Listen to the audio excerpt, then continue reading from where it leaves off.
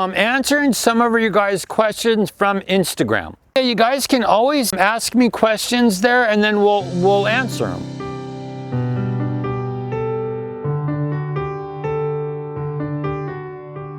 Okay, so they're asking, how do you prepare your soil for dahlia bulbs? So dahlias are rhizomes, and so you want to loosen out the soil, but I always watch with heavy clay, because if the soil's heavier, clay is going to be really compacted and keep them too wet. With a rhizome like that, it's going to keep it too wet so it could rot them out. So a lot of times what I'll do is I'll use like a planting mix that has a little sand in it, and I'll work it in the soil and loosen it up, and then I'll usually add a little bit of pumice. Another way to do it that's really easy is just get a bag of cactus mix and mix in a little compost, and then do a lot of cactus to help break up that clay. The best time to plant dahlias is March. So coming into March, they're asking with best time to plant tuber roses is spring, March and April, because they'll bloom in summer. Sometimes they can be a little hard to get a hold of, but yeah, now's the time to plant them. Asking, when is the frost over? Well, it really depends on where you live and where you're at, because sometimes some areas farther inland and even up into the mountains, they can have a late frost date all the way into like sometimes April, May. So around the coastal areas, we don't really get a lot of frost, and even farther inland, but it really depends on, to check with your local cooperative extension agency. They usually will tell you when your last frost date is, but it varies depending on where you're at, you know, so yeah, it depends on where you're at. Okay, what's a foolproof tomato? So like I look at it, there's so many different variety categories of tomatoes. So what I've always found with tomatoes, some of the most hardiest and more durable are your smaller fruit tomatoes. And so the smaller fruit, like all the cherries, like the sun gold cherries, the chocolate cherries, even the little tomatoes like the Czechoslovakian heirloom Stupici. So some of the most foolproof tomatoes are some of your littler tomatoes, and that are quicker maturing too, because there's San Francisco fog, and there's some hybrids, and there's so many, but really smaller tomatoes. Okay, so they're asking, how do I trim citrus trees? Well, since citrus produce off a lot of their new growth, you don't want to prune them that much, but what I do in January, I'll thin them out a little bit, but I don't like to shape them because they produce off of their new growth. And if you trim them too much, you're not going to get any fruit. So it's better to thin them out, so then you'll have less issues with whitefly and with woolly aphids and all that. So I tend to thin out, but I don't really prune hard or trim that much because it can affect the fruit. They're asking about their roses not thriving. Well, it's still been cold at night. They're going to be, you know, they're going to start really taking off now that we're warming up in the day. And as we warm up more at night, they're going to really take off. So really with temperatures, roses like it warmer. Like roses love it when it's 75, 80 degrees in the day and at least 55 at night. We're still in the 40s, and they're going to be slow, and watch, you know, like fertilize them.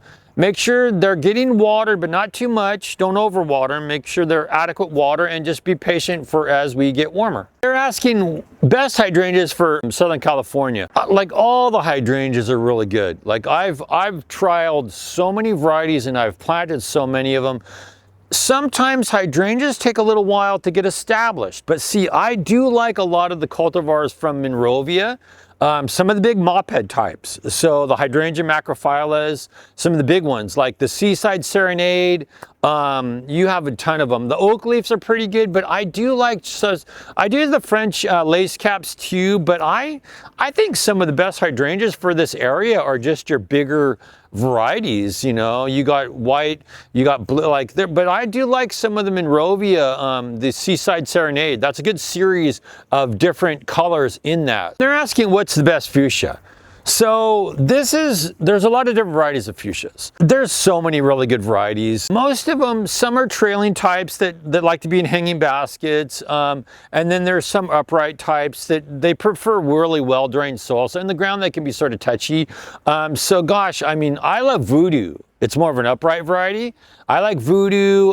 There's Winston Churchill. There's swing time. There's so many. It's hard to, there's a lot of dwarfs too, but most of the hybrid fuchsias like to be in containers. They don't want to be, they want good drainage. They like a lot of water, so that's important with them, fertilizing them. But there are fuchsias for the ground, like more of the garden meisters that are hardy, but most of the hybrid fuchsias are happier in hanging baskets or containers with well-drained soil. Question is, what's my favorite tomato? This is a hard one. This is a very hard one. I have so many favorites. I like cherries. I like all of them. But I don't know. I have like this fondness for pink Berkeley tie-dye. I don't know why, because I like Cherokee Purple, and I like Brandy Boy, and I like the Black Crim, and I like Chocolate Sprinkles, but I don't know. I love pink Berkeley tie-dye because it's a littler tomato. It's more of a purple black, and it just has a sweet flavor. So I love, that's my favorite. I love pink Berkeley tie-dye. They're asking if it's too early to plant tomatoes in February, March. So this is the thing. As we go more into March, I always thought a long time ago, and this is a serious thing that, because I've been growing tomatoes for years, I always used to wait really a long time, and then I wouldn't get my fruit until really late. We start coming out of winter into spring, and as we get into 50s at night, tomatoes can take colder weather, nighttime temperatures. So the cold doesn't really bother them. If you're farther inland and you're still dipping them in the 40s, take a piece of clear plastic and cover them at night. Make a little greenhouse.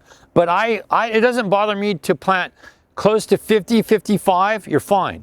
I don't like to plant when we have heavy rains. You know, that's a big thing. So if we're not getting a lot of rain and you're planting and we're drier, it's fine, you know. But I always get into planting in like late April and almost May, and then I don't get my harvest until like August and sometimes September. So I do like planting a little earlier, because I found that just the plants take off, because April usually always starts warming up. But just watch, if you're 50, 55 at night, you're fine.